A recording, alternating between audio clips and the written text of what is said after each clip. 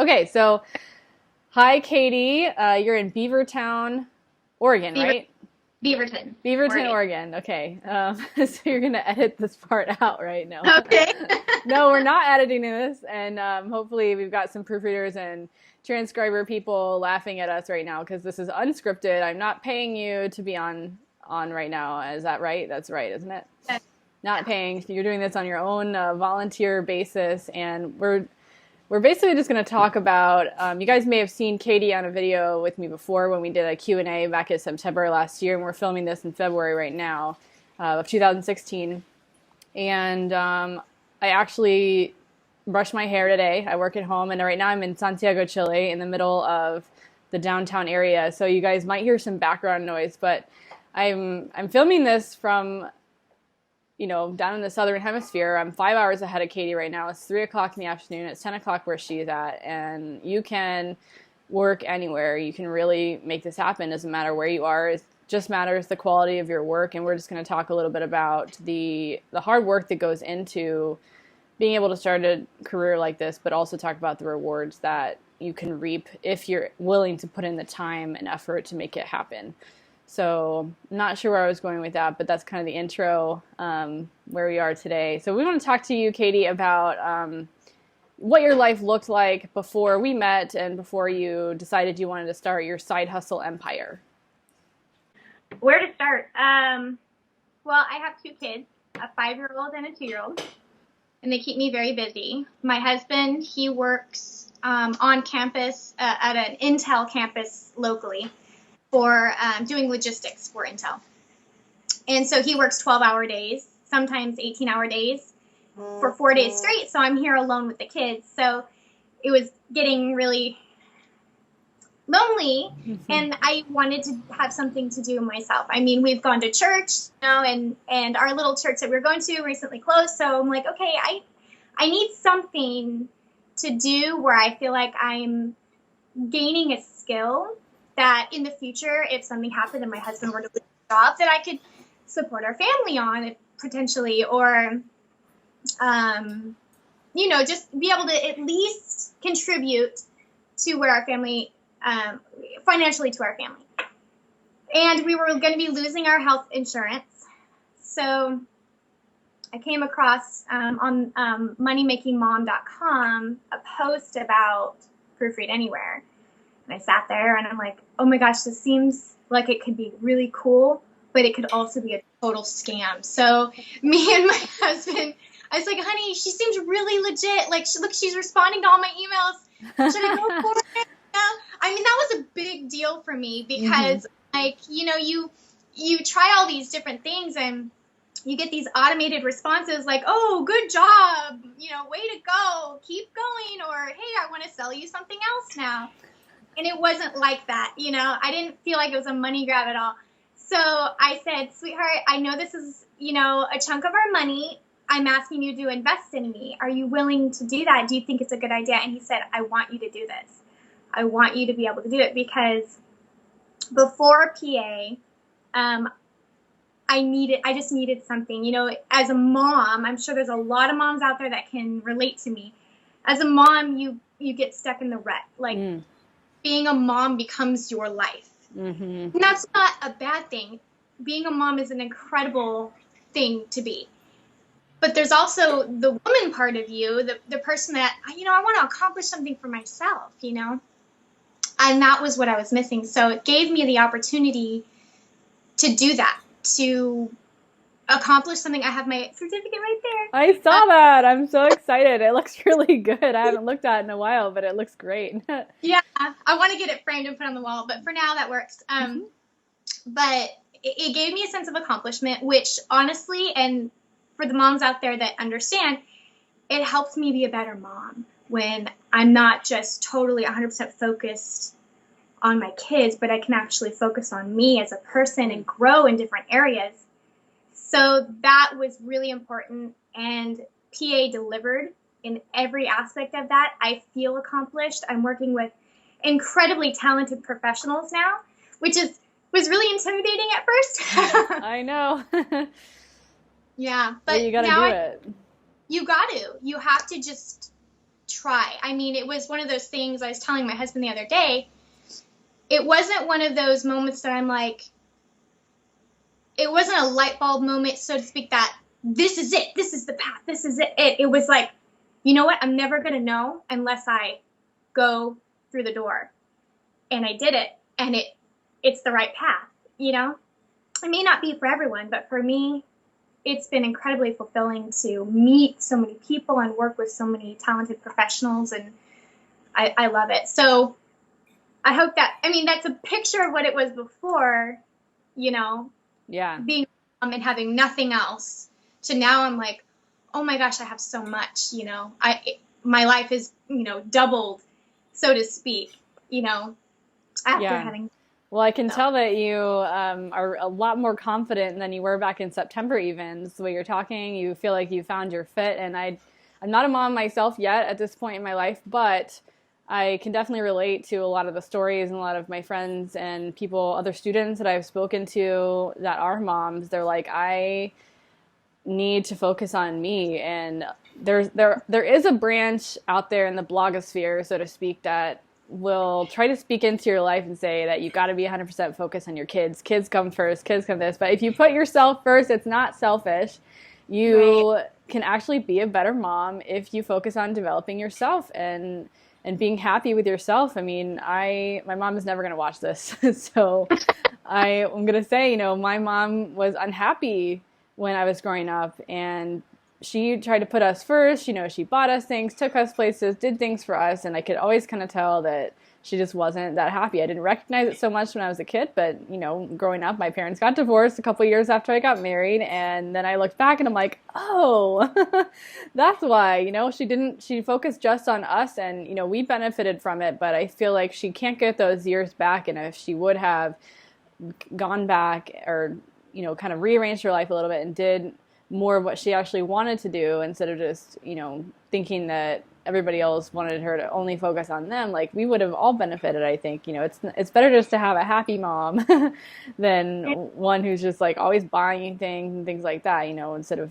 I don't think that kids should be the center of the universe. I've always kind of felt that way, and I feel like my mom didn't make me the center of the universe, and I'm not trying to say that, but I feel like if if my mom would have put herself first, she would have been happier, and then I would have benefited in a way that she didn't expect. And so, but nobody taught her that, and I can't blame her for that. And she was an amazing mom anyway, and I'm really grateful to her. But I do look back now as an adult and see where, you know, she would have been a lot happier if she had done things for herself. So I definitely think that that's awesome that you are taking steps to do something for you and to improve yourself and create an income stream. And now you started with proofreading. So tell us about, I want to talk about how much work it is, because a lot of people, you know, they are on the internet and they're like, oh my gosh, this looks so much fun, and it must be easy because it's working from home, and then they realize how much work it is, and they give up, you know, or they don't even get started because they're like, oh, you know, she's telling me I'm gonna have to work, it's probably a scam, like, that doesn't make any sense. But I've actually gotten emails from people who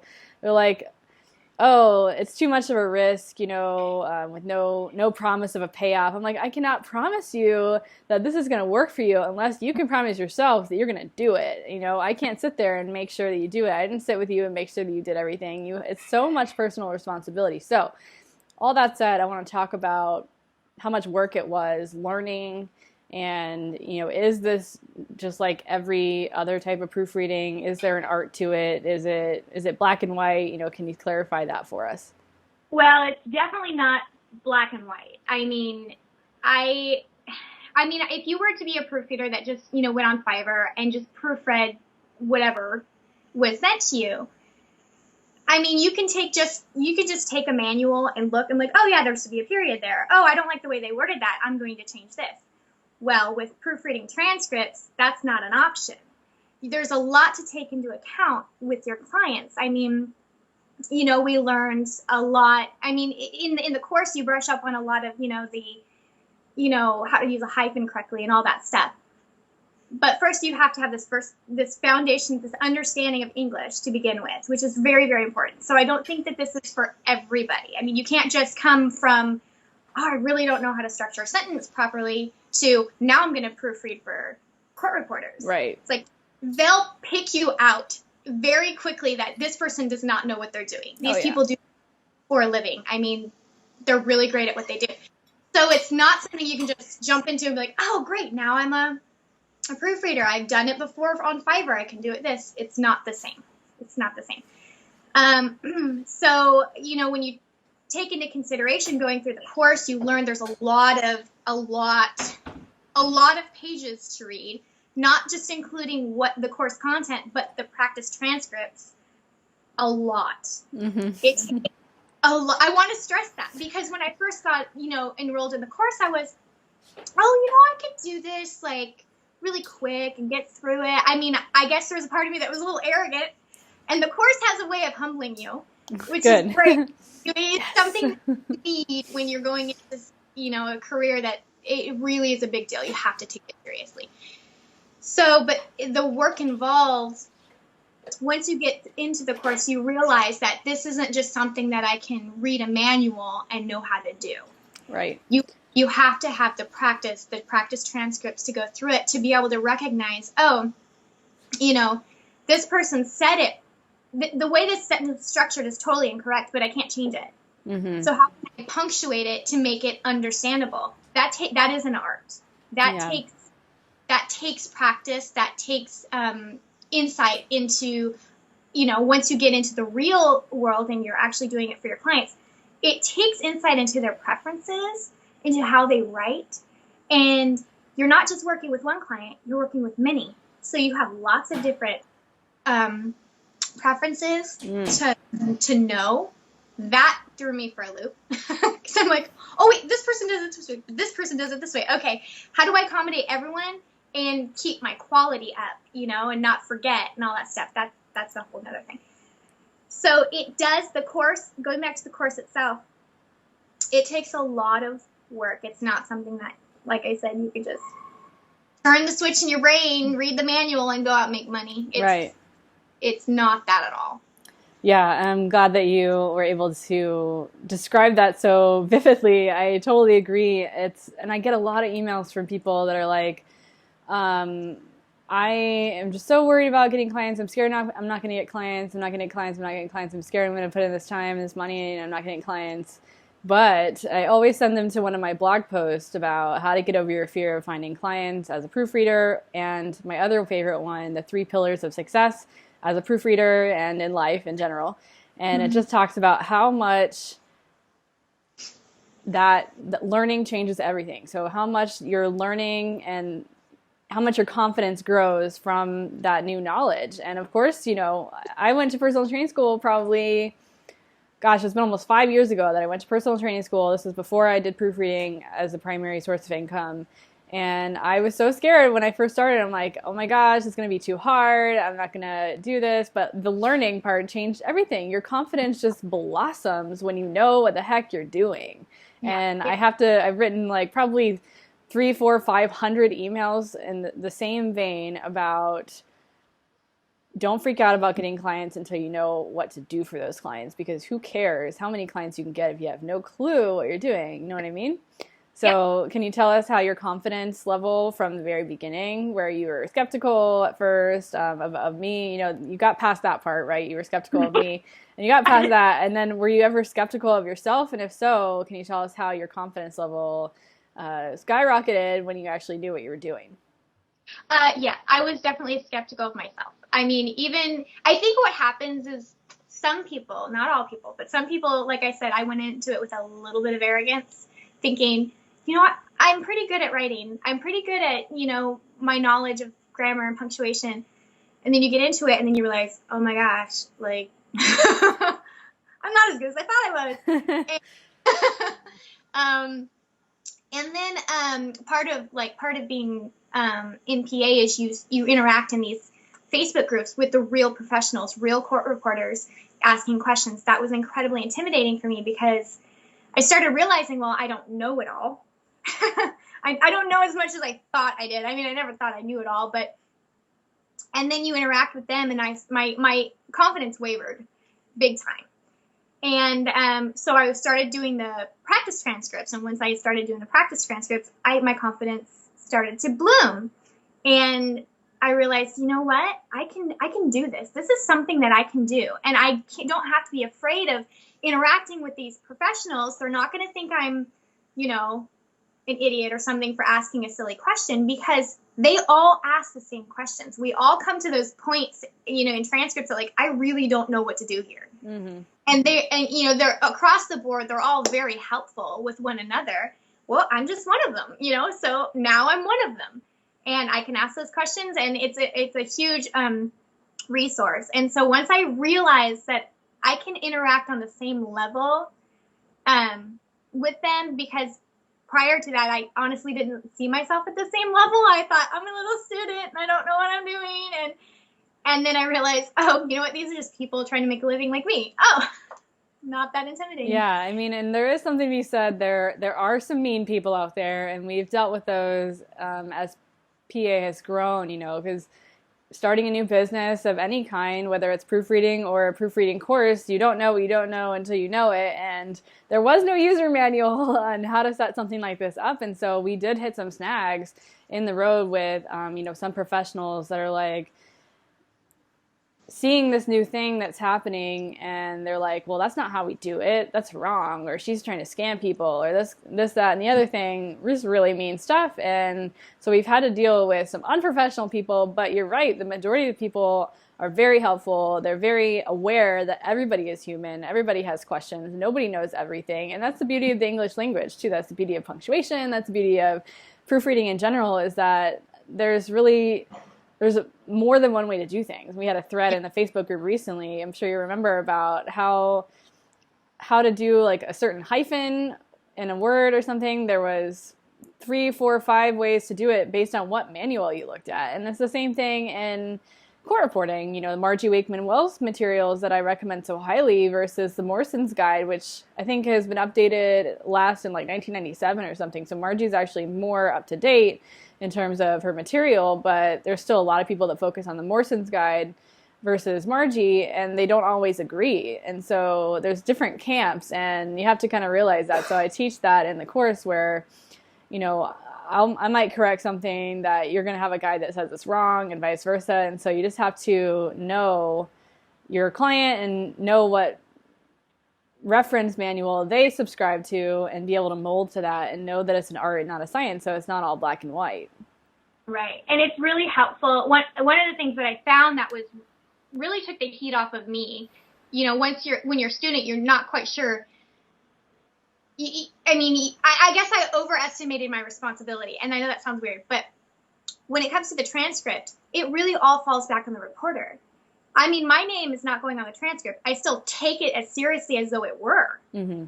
But the fact that my name's not going on there, if the reporter prefers something that I wouldn't personally do myself, that's okay. Mm-hmm. I don't necessarily have to convince them.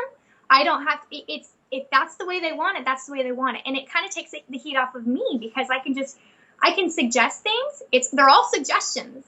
They don't have to take your word for it. They don't have to take your suggestions. But that's all it is. And I think we had a conversation at one point that it was basically along those lines. And I'm like, oh, you know, like, I'm losing sleep over this comma, but realize, oh, it's not my final decision. And that's kind of really cool. I mean, I'm not saying don't take it seriously. Take it extremely seriously. But also take into account that these people, this is their transcript. This is their work. And you're assisting them. You're helping them. Showing them, you know, I would do this, or based on your preference sheet, this is incorrect. And then you send it off, and then they finish it off, and that's how it ends. And so I don't remember where I was going with this, but that really took the heat off of me and the stress off me, and built my confidence up. Like, oh, I know my role now better. And so I don't remember where this was going, but I wanted to put that in there. Yeah, no, I agree. I call us ghosts as proofreaders. Sometimes we're just ghosts, kind of like a ghost writer. We're a ghost reader, so to speak. You know, right. Our name doesn't go on the transcript at all. I have never had to make a certificate for any reason, whereas they have their name on the front.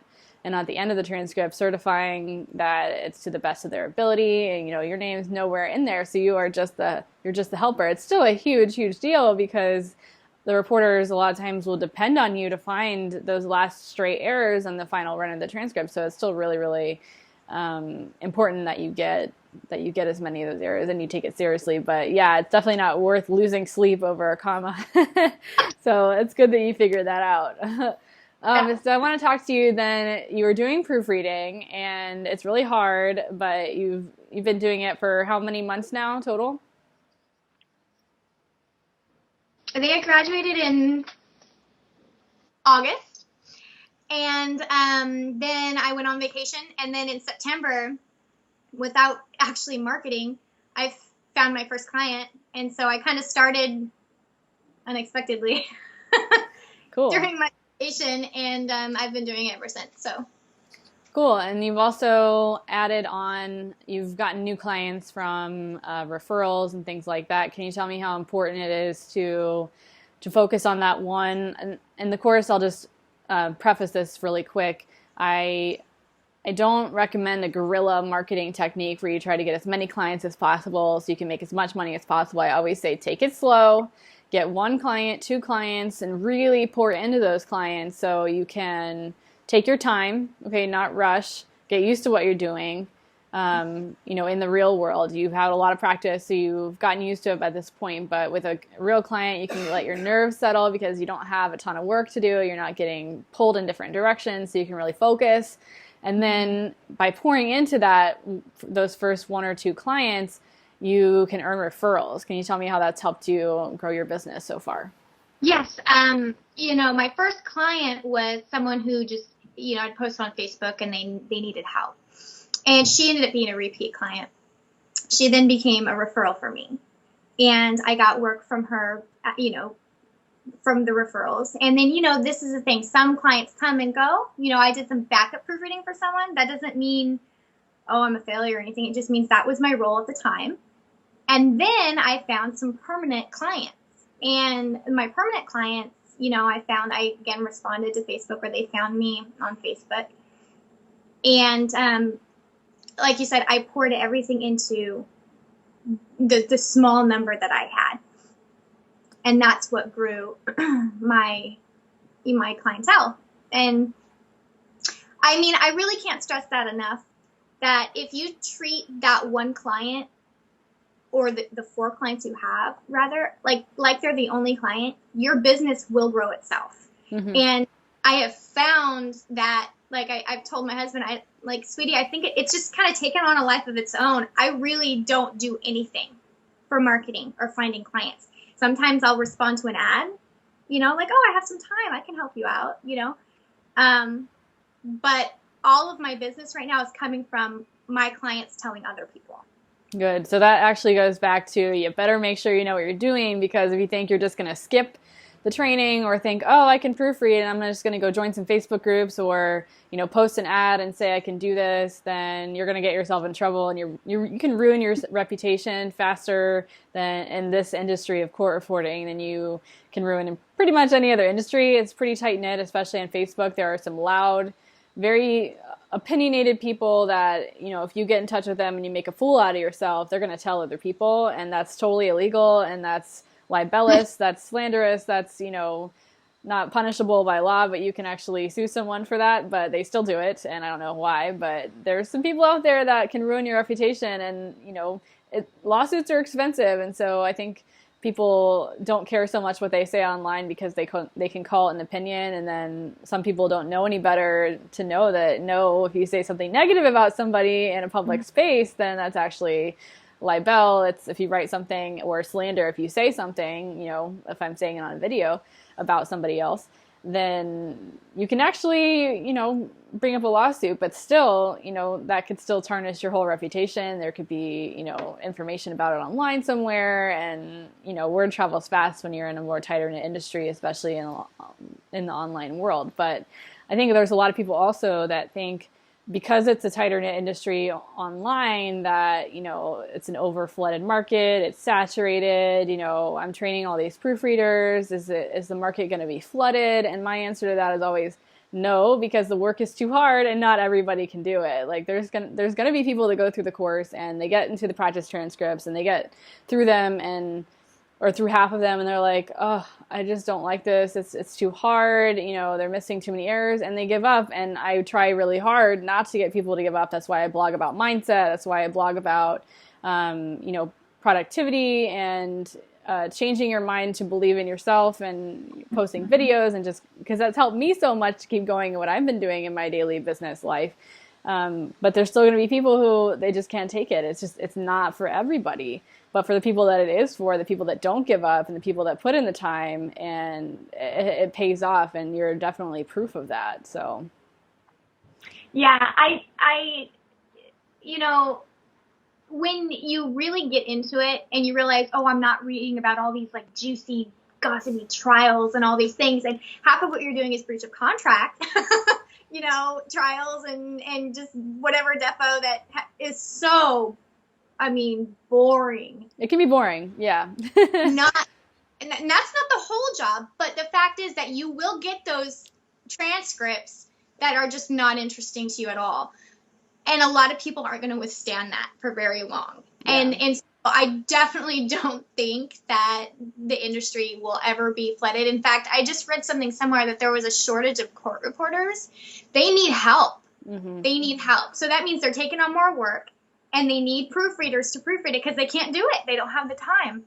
Yeah. And as it grows or they get more court reporters, there's always going to be a need for proofreaders, always. Yeah, and I think one interesting thing that I didn't expect when I started Proofread Anywhere was to see so many people taking their proofreading skills and applying them to other industries as well. And what I've really worked on in our marketing module 8, which is very highly protected. No student gets access to that until they take their exams. There's 2 exams and 1 hand-graded quiz, so it's not easy just to sign up and go straight to how to get clients. We make it that way on purpose, just to weed out the lazy ones. And it's worked. It's amazing. I love it.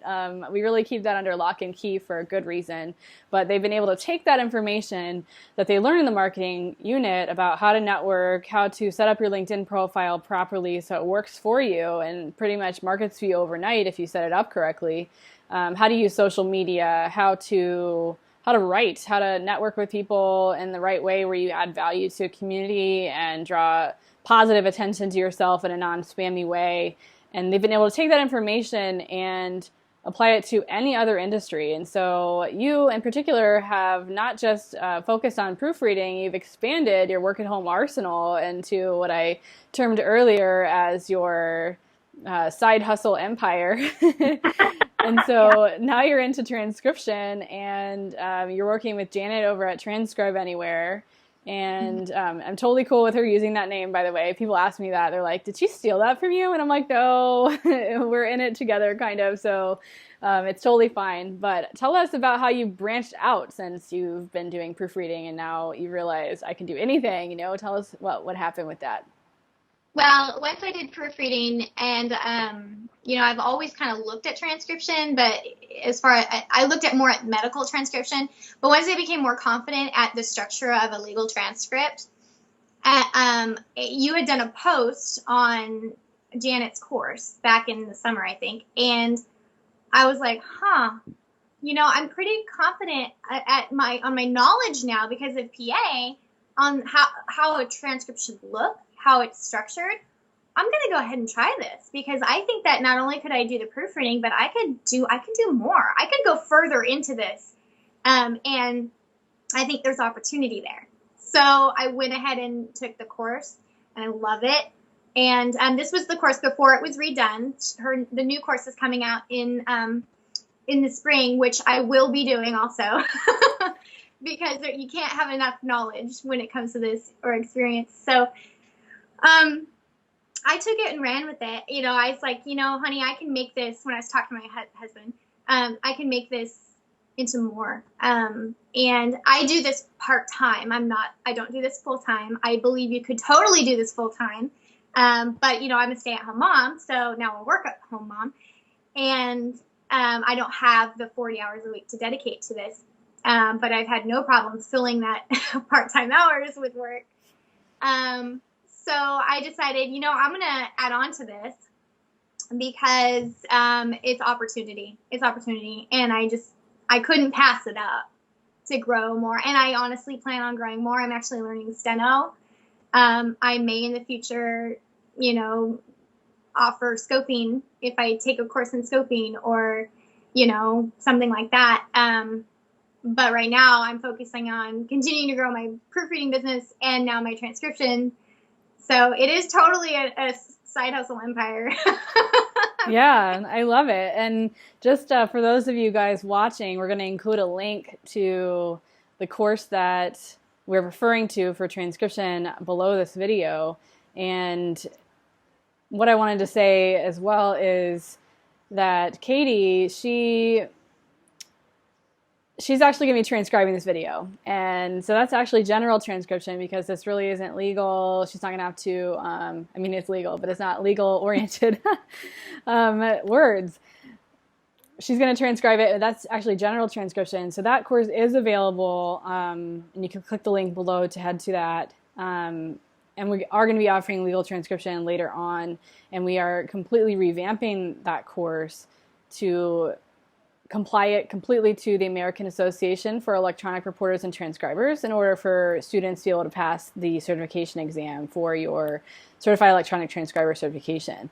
So we are working on that right now, and hopefully in the spring. It is a lot of work to just make sure it's complete up to standard, and we're moving from like a download to a complete online course with multimedia and videos and worksheets and everything. So it's taking us some time, but it'll be worth the wait. But anyway, Katie's going to be transcribing this video. You're going to be able to see the transcript when we're done. So if you're watching this video, you can actually see the transcript that she actually did herself. And we're going to create a blog post out of the transcript. And so right now with Transcript Anywhere, Janet and I work together on that. I help her with content creation and just communicating with the audience while she is spearheading the actual student aspect of it. She's an amazing teacher, really, really patient, helpful, very responsive. And I love her for that, and the students love her for that too.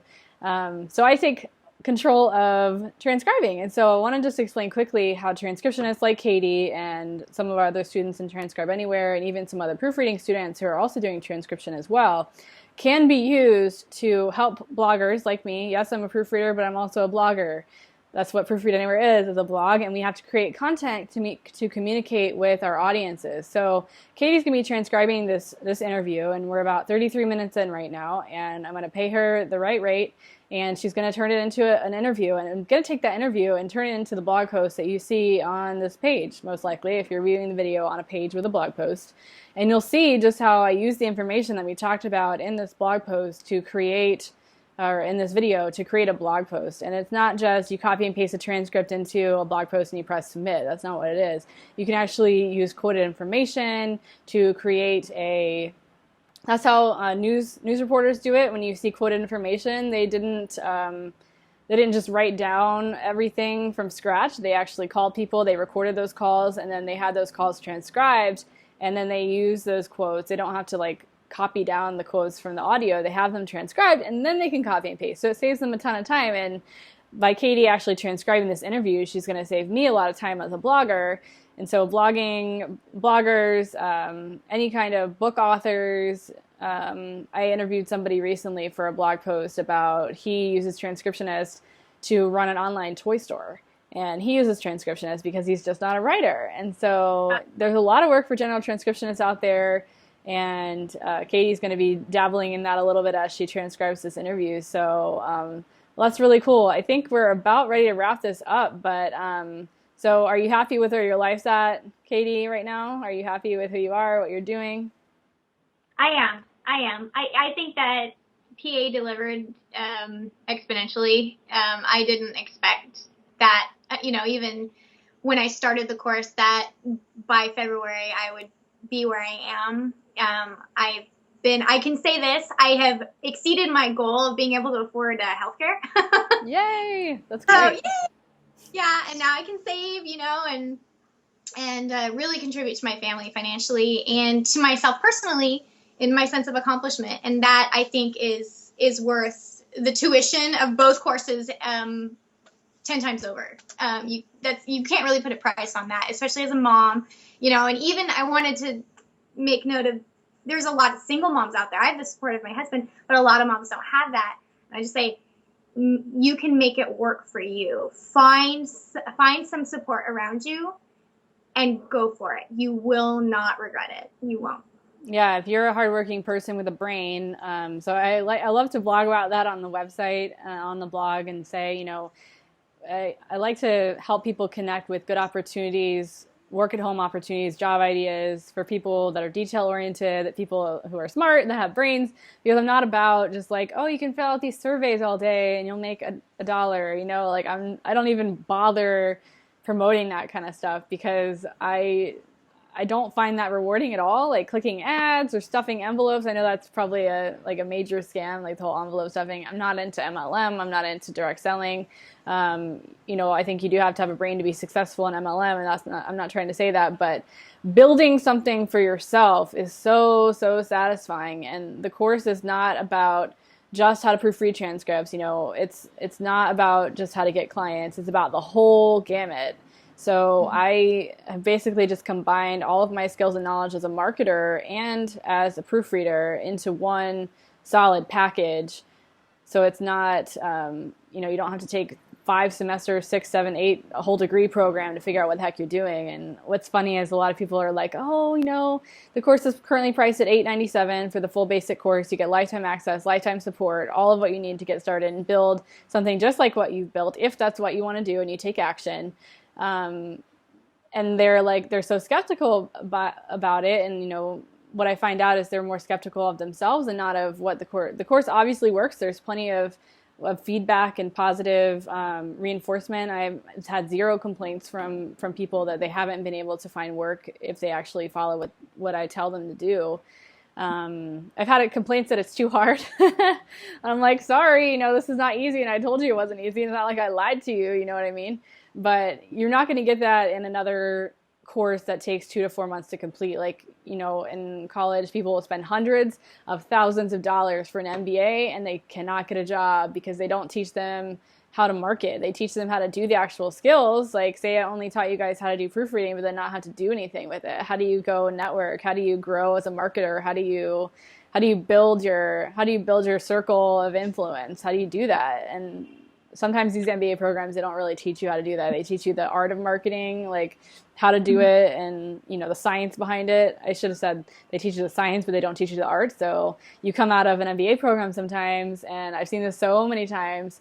A lot of people that are in the course now have MBAs, and they're like, yeah, I don't know how to do, I can't get a job, you know? And yeah, so there's not very many opportunities out there. And I've looked, so I know that can actually get you from point A to point B, but you got to do the hard work in between. And so I'm really excited to see that people like you exist. And I know that the people I'm trying to reach are people like you, that they have amazing brains and they just need they need some way to facilitate that knowledge, and that they need the education to back it up. And then they're huge action takers and they believe in themselves. So that's why I blog about believing in yourself a lot, just because I've been there. You know, I didn't believe in myself before I started PA. I know that surprises a lot of people because I'm so perky and peppy and all this stuff, but I'm an introvert. I don't really like calling people. Like, if we'd done this call a year ago, I would have been so nervous, and I wouldn't have been able to, like, I would have been so nervous, and we would have, like, probably ended it 30 minutes ago, like, because I would have been like, okay, that's it, bye. But I've changed a lot, and it has to do with your mindset. Like, you are capable of so much. You cannot depend on somebody else for your success. You cannot depend on somebody else to do it for you. And a lot of people, that scares people. But it's also, if you think about it, it's very liberating. And there's like kind of a false sense of security, I think, with, you know, having a real job, you know, where it's not your side hustle, it's not your freelance business or whatever, because, you know, oh, I have insurance through them, but they also can fire you and they don't have to give you a reason. Like, there's a lot of at-will employment states. Florida is one of them. You know, I lost my job 4.5 years ago and I had lost my insurance. You know, I had to pay for it on my own. There's such a false sense of security in that. But if you can put in the time, put in the effort, use your brain, get your knowledge up to par, your confidence will grow, and then you can take action with all of that. You can change your life, and that, my friend, is some major security. When you can depend on yourself, and your own skills are all you need to make a living and to make a profit and to contribute to your family, whatever your goals are. So I think that you definitely embody that. So I'm so thrilled to have been able to have you on the call. And I'm sorry for that long run-on sentence. I know you're going to transcribe that, but I know you'll do a great job. I've been listening to myself. I'm like, oh my gosh, how many false starts have I done? This is going to be awesome. Yeah, well, that'll be fun. We'll work with it, and we're both going to learn from this because I'm new as well at taking transcription and turning into blog posts. So we're going to get to practice, both of us. But I think it'll be good practice for both of us. So. Well, thank you so much. And anybody has any questions, leave a comment on this blog post, or of course you can always email me.